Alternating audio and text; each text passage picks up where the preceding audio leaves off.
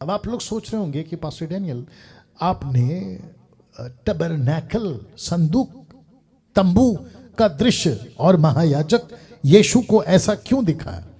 तो आपसे एक प्रश्न पूछता हूं। ये पहला तो मैंने पढ़वा दिया, आपको अभी मैं चित्र दिखा रहा हूं, ठीक है ना? ये चित्र देख लीजिए सब आप। ये है आपका टबरनैकल, टोटल जिसको कहते हैं तंबू। इसके अंदर ये सब कुछ है ना? बर्न्ट ऑल्टर है, फिर आपका टेबल ऑफ, है ना, जो धूप की वेदी होती है वो है, फिर आपका खाने का मेज है, फिर आपका कैंडल स्टैंड है, 7 कैंडल स्टैंड, मतलब, और साथ ही साथ में आपका आर्क है जिसको कहते हैं आर्क ऑफ कवनेंट है। ये सब कुछ है, देख लीजिए आप। यहां पे मतलब इसके अंदर, मंदिर के अंदर एक चीज नहीं है, तो लिखा यहां एक चीज नहीं थी। अब आप लोग सोचिए, मैं कुछ सेकंड दे रहा हूं आपको, तब तक पानी पी लेता हूं। यहां एक चीज नहीं है। जानना चाहते हो क्या?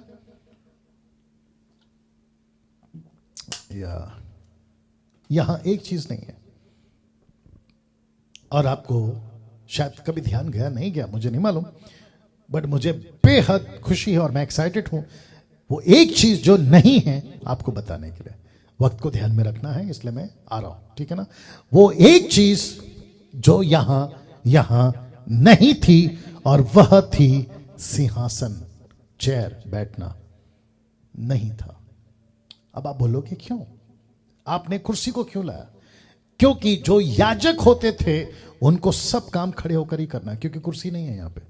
परमेश्वर ने मूसा को नहीं कहा कि कुर्सी रखो, हाई प्रीस्ट है कुर्सी रखो, बैठेगा, नो। नहीं, उसको खड़े रहकर काम करना है।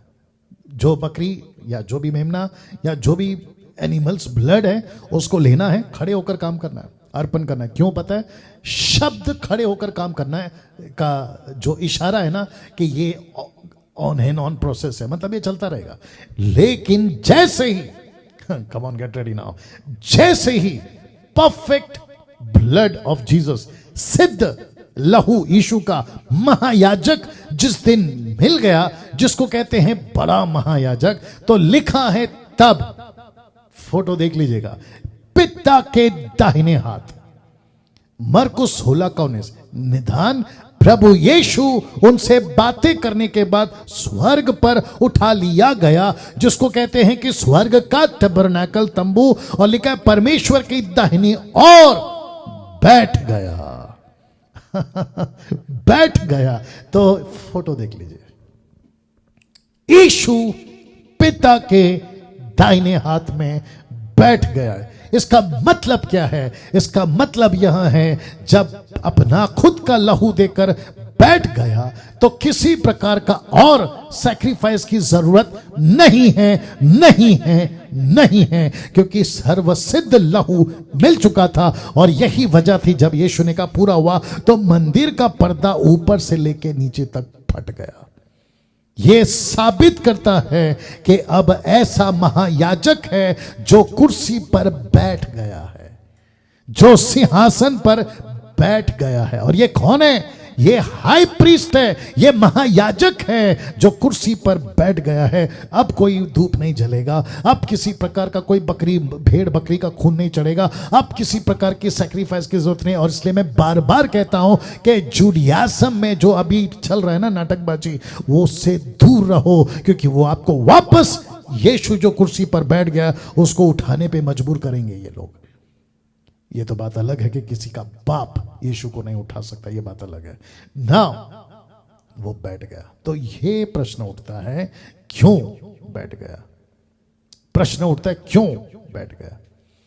ठीक है, तो जवाब ले लीजिए और फोटो देख लीजिए। लिखा है इब्रानियों 9:12, बकरों और बछड़ों के लहू के द्वारा नहीं, पर अपने ही लहू के द्वारा एक ही बार पवित्र स्थान में प्रवेश किया। कौन सा पवित्र स्थान? यीशु को तो मंदिर के बाहर मारा गया, यीशु मसीह को तो कोसों दूर लेकर मारा गया, यीशु को तो गोलगता के पहाड़ पे मारा गया, मंदिर में कहां मारा गया? इसका ये दे देना प्लीज, क्या कहते हैं, चार्जर, इसको लगा दीजिए। मंदिर के बाहर हुआ है, नीचे लगा हुआ है शायद, लगा दीजिएगा। मंदिर के बाहर हुआ है। तो यीशु मसीह कौन से मंदिर में प्रवेश किया? जो हाथ का बनाया हुआ मंदिर में नहीं गया, बल्कि यीशु मसीह स्वर्ग का मंदिर है ना, उसमें गया। कैसा लग रहा है अजीजों? वाह, यहां तो ताली बजनी चाहिए थी। और लिखा है मंदिर में प्रवेश किया और अनंत छुटकारा प्राप्त किया। ये जो शब्द है अनंत छुटकारा, इसके बाद कोई सैक्रिफाइस नहीं दिया, ना ही देना है। इसलिए जितने लोग मुझे सुन रहे हैं, अब कोई बाकी सैक्रिफाइस बलिदान नहीं बाकी है, क्योंकि सर्वसिद्ध ने हमेशा के लिए आपके मेरे लिए कीमत चुका दी है।